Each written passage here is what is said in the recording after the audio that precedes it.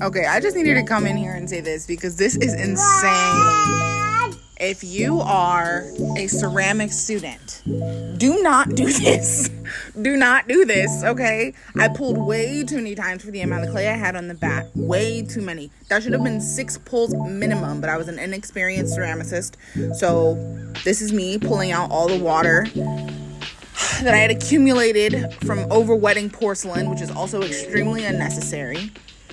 Mind you, porcelain is not a strong clay. It's not like red clay. It's very flimsy and delicate. That's why it costs so much to buy it, because it's a lot to process. So just keep that in mind. I still had all that clay at the bottom because I wasn't pulling correctly from the beginning. This is a 13th pull, and you're gonna see why what happens, exactly why what happens in just a moment happens. And this is why. 13 pulls for 5 or 6 pounds of clay? No, stop. Don't do that, okay?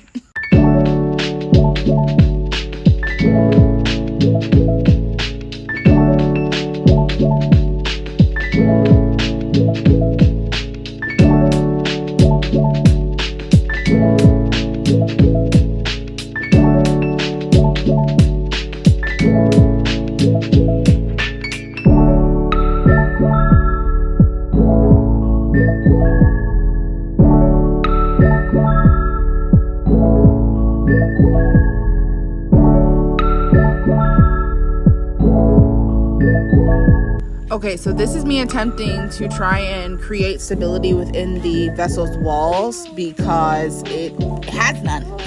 Because I choked the hell out of the clay.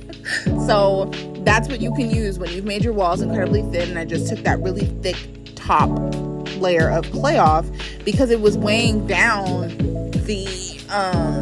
the vessel itself, and I wanted this to be a certain height, so I didn't take all of it off like I should have. Now this is me attempting to shape the clay and make it kind of bulbous, and it's kind of working, and I'm flaring it out.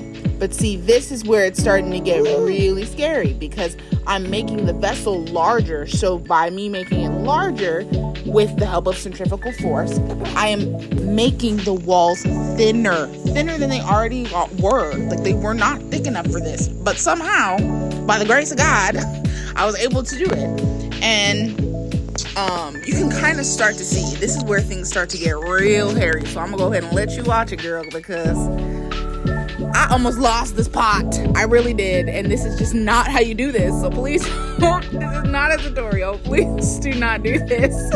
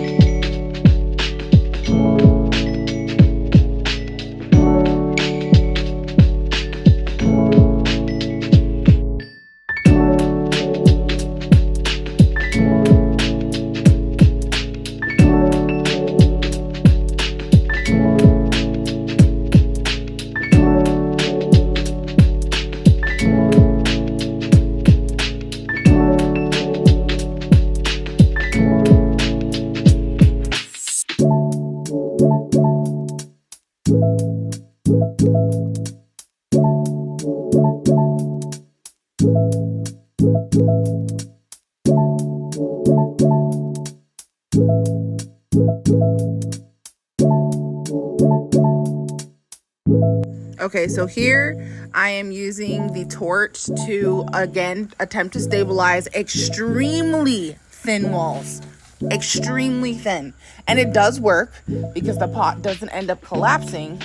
But this is something that you can do if you've made your walls too thin and you're still trying to work with it. I probably should have torched it a long time ago. I actually used way too much water, and that's the other reason why the clay was so wobbly. Remember, when you're using porcelain clay, you do not need that much water. It's just not necessary.